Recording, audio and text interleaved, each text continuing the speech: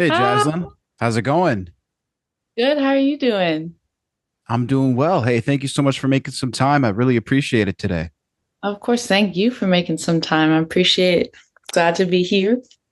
100%. We're right around the corner from the big season, Bel-Air Yeah, season three. I Must be know. a pretty exciting time. I mean, talk to me about sort of how it feels right at this moment. Yeah, I think I'm excited. I'm a little nervous. But yeah, I'm more excited because I know the fans have been waiting a long time due to, the strike. But yeah, just excited for the fans to see how spicy and how, epic the season is. Definitely. I mean, so, talk about the strike a little bit and how that sort of held things up for the show. That must have been a challenging time, not only for the show, but I would imagine as an actor as well.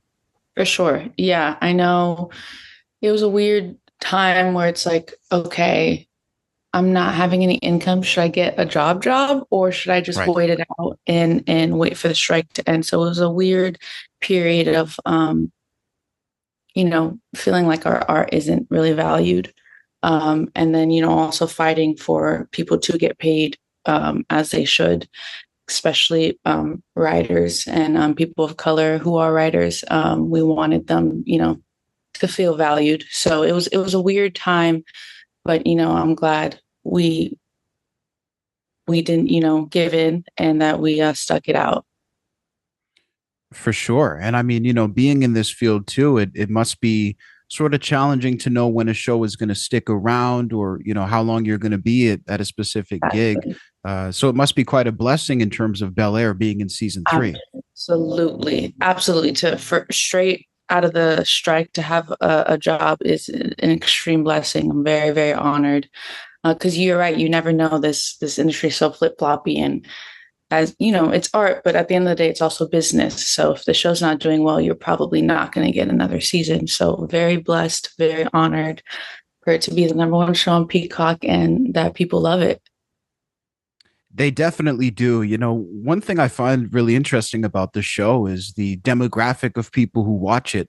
Obviously young people on the show, people our age who watch it, but also, I told, my family were doing this interview. Members of my family love the show. They watch it, devoutly as well. Do you find that there's a large demographic and sort of crossover between generations with Bel Air? For sure. Generations, for sure. I know some people were kind of not open to this new imagination of Bel-Air because it's a drama. And there's a lot of reboots. So people are like, I'm over it.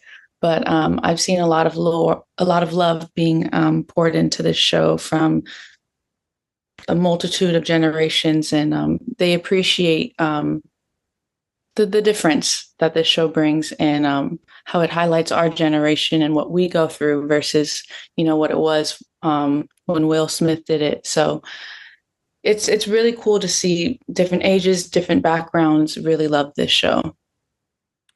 Yeah, I mean, is that something that's really important to you, sort of when you're taking on projects? Is that, it does retain that originality? Because, like you said, I mean, being original in a reboot is sort of a tough sell, but it's something that you guys definitely delivered Yeah. on. Yeah, I don't think original is something that I look for. I think authenticity is what I look for. Right. Is it authentic? Is it truthful? Because I really do think anyone can relate to any story. I'm human and this is a human story. So it's just whether I allow myself to do so. So I just question it. Is it authentic and is it truthful?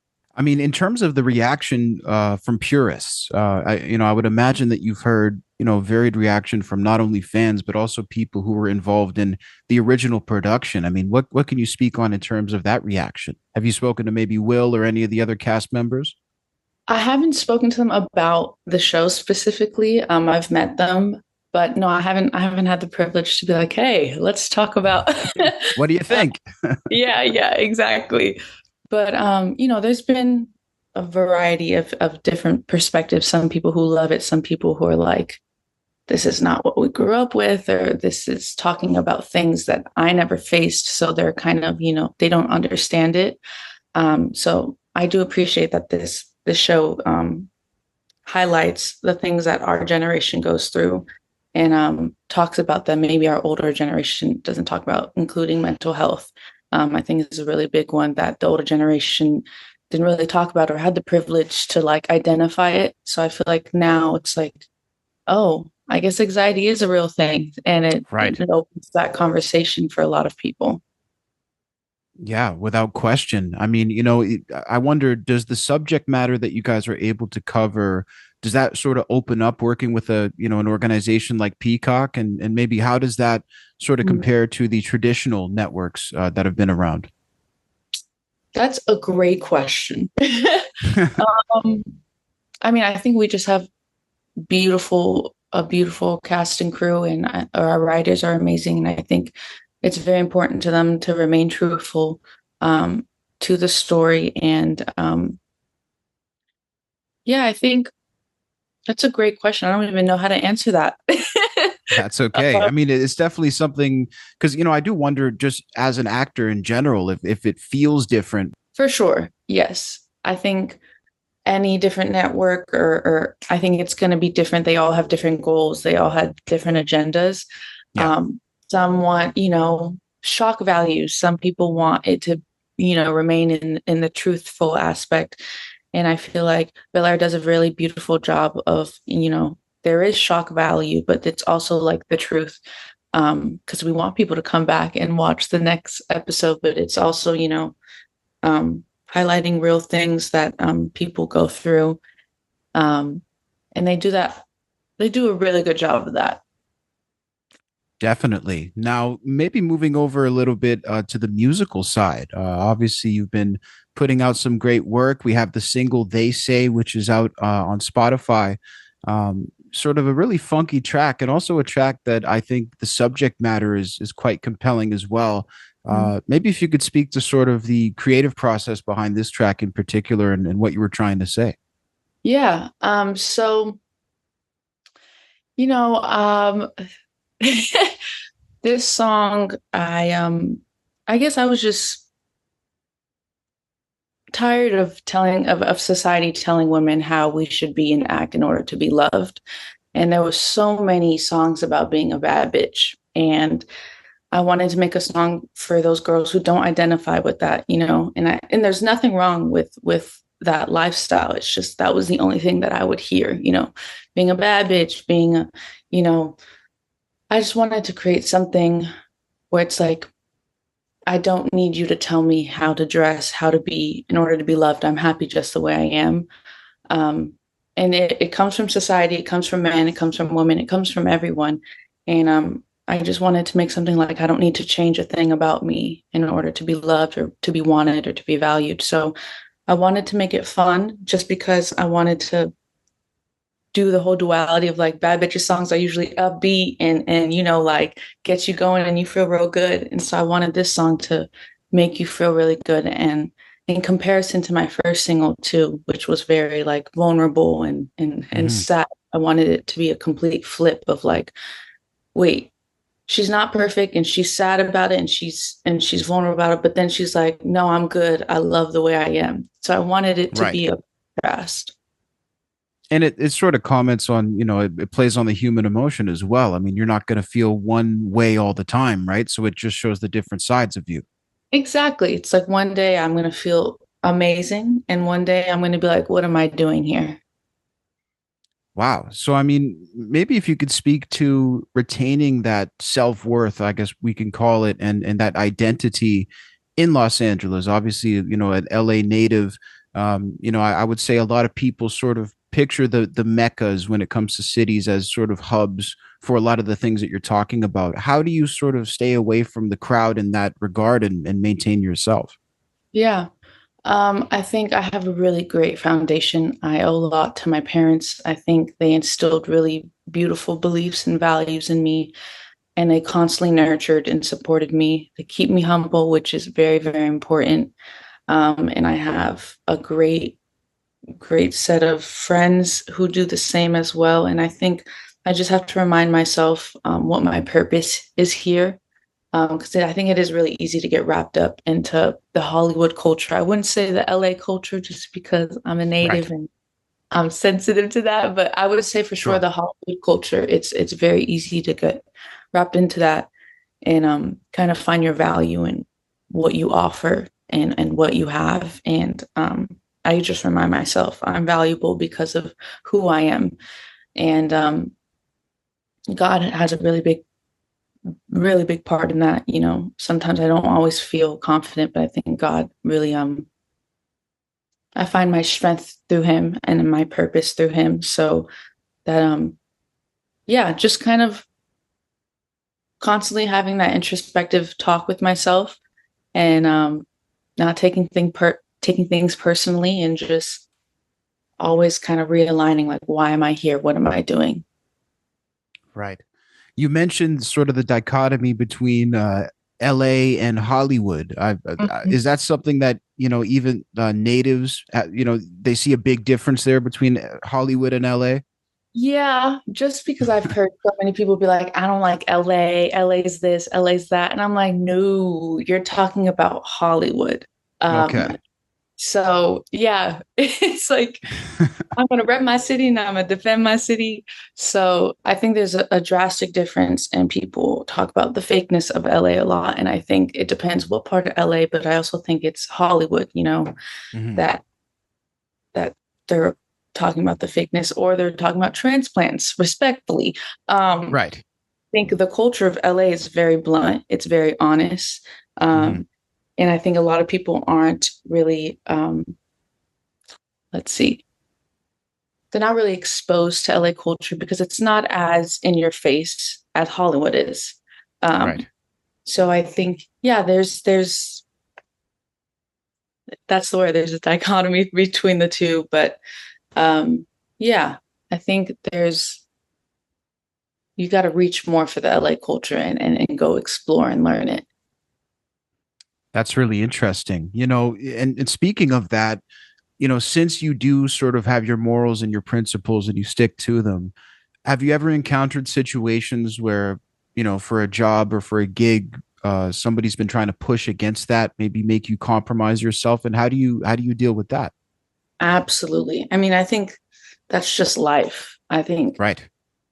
I mean, it's definitely highlighted within this industry, but I think in life, you're always going to be battled up against like, do I stick to what I believe in or do I compromise? And I think there's some things that I am willing to compromise, and there's some things that I'm not. And I'm very, very strong headed, and I know what I want and what I don't want. So I think I just sit with myself for a little bit and evaluate like, is this something I'm okay with? Is this something that I'm okay with supporting and putting out? And so I just stand very strongly like this is not what I want to do, or this is what I do. And it's very hard as an upcoming actress to do that because you can get presented with such big opportunities and they're like, but you have to do this. And so now Right. you have to decide, well, do I work? Do I get paid? Or do I just sit at home because I don't want to do this thing and compromise this thing? So it really depends on the person and the place and position that they're in. Hmm. No, that makes a lot of sense. How about, as an Afro-Latina artist in Hollywood, in LA, how do you feel like that identity sort of impacts the work that you put out? Hmm, another good question. Heavily, very heavily. I mean, I think this is all I know. Being Afro Latino and growing up, I didn't even know what that was. I know I was mixed, you know, and then this terminology started being introduced to me, and I was like, oh, I guess I am an Afro Latina. So, because this is my perspective and this is all I've known, it's always been a battle of like, am I Black enough? Am I Latina enough? And going back and forth with that, and where do I belong? Where do I fit? Am I enough? And, growing up and seeing Latinas on screen, you saw very fair skinned Latinas, straight hair. Mhm. Um, and so I was like, Hollywood's telling me I'm not Latina enough. And I would always go out for Black roles and never go out for Latinas. And if I did, I was the darkest in the room, or I was the only one that had curly hair. And I was like, okay, so I'm not welcomed in this space, but I'm accepted and loved in this area. So I'm going to Mm, go wanted. So naturally, human beings are going to do that. And so it's been a weird tiptoe the line for me. And so now I'm so happy that Afro Latinos are being, booked and showcased. And yeah, I think a lot of people can't comprehend the idea of someone being two things. It's like you have to choose one. And that's where the identity crisis comes from. It's like, well, what if I want to be all of it? Why do exactly. I choose one? So For sure. And I mean, so you feel like maybe things are opening up a little bit for mixed race people in general. for sure. I mean, I think things have always been opened up for mixed race people. I think they've always had the upper hand and privileged. Whenever you see Black roles, they do cast the lighter skinned Black girl or the mixed race Black girl, which takes away from the story sometimes or isn't authentic. But I think for Afro Latinos specifically, it's been opening up. Um, and yeah, I think it's just, you just see more diversity on screen, and and you see positive connotations of people of color because a lot of times there's negative stereotypes, Yeah. um, and the younger generation, I could imagine even me, it's like, oh, I only see myself when I'm a criminal or when I'm a thug, Mm, therefore that's all I can be in life. yeah. Whereas if I see a doctor or a nurse or veteran, it's like, oh my gosh, they look like me, therefore if they've done it, I could do it too. Exactly. And they keep that positive association going. Exactly. I think that's really important. Now, speaking on your upcoming debut EP, which is super exciting, obviously in collaboration partnership with United Masters. What can people expect on this record? Because again, we talked about the duality of your music, your musical output, and there's a lot of different flavors there. So, can we expect maybe a lot more different varieties, or? For sure. Absolutely. R&Bs will always be my love. So this project is definitely like a love letter to R&B. And B. And There we go. yeah, it's like a different genres of R&B for each song, which I really wanted to implement. But later down the line we'll explore more. I'm a dancer, so I would love to do some dance songs and pop songs. But um this project is very special, very vulnerable. I'm not a very vulnerable person, which was why it was funny. This is my first project, but identity crisis, I just wanted to kind of confront the different conflicts going on in my head and within society. So, yeah, each song is a different conflict I deal with, and my parents are on the project. Oh wow. Um, yeah, which is really, really special. My dad produced one of the songs. I get my Mm, musical influence from him. And I just wanted it to be very me, authentically me, um, and let fans, find out a little bit more about myself and what I go through. And, I think everyone, no matter generation, gender, ethnicity, have had an identity crisis, and it just looks different on each person. So I kind of wanted to open up that conversation a little bit of like, what have you battled with, that I might not see or might have not gone through. So that's kind of what I wanted to do with this project. wow, that's super exciting. And I mean, obviously, United Masters doing great work as well. What was sort of the process behind partnering with them? Yeah, so Ahmad, shout out to Ahmad. He reached out and wanted to set up a meeting, and I was like, okay, sure. And he was like, I think this is one of the greatest projects I've heard in a long time. And I was like, you don't have to lie to me. I don't get paid to lie enough. And I was like, that's fair. And he's like, I would love to have you on your team, have me on their team. And I just got really great energy from Ahmad. He's great. He's such a supporter. And so I partnered up with them, and they've been amazing. They've been, in my corner every step of the way.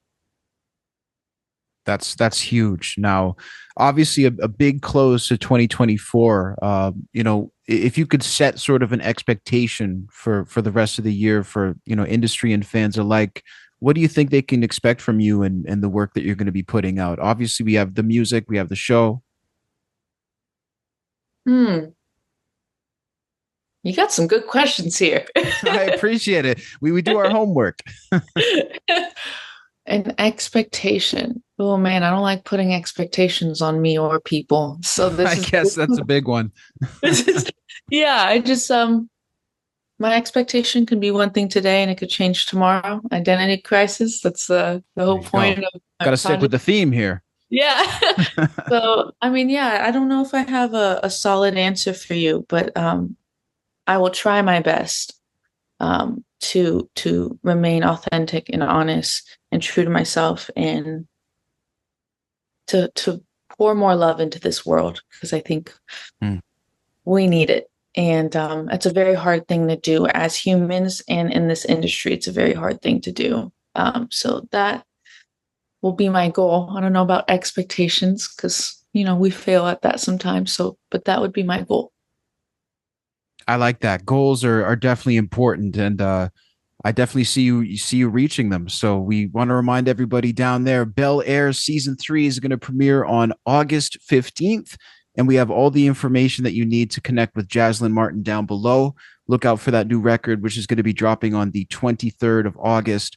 And Jazlyn, I really appreciate you taking some time. It's been a pleasure to speak with you today.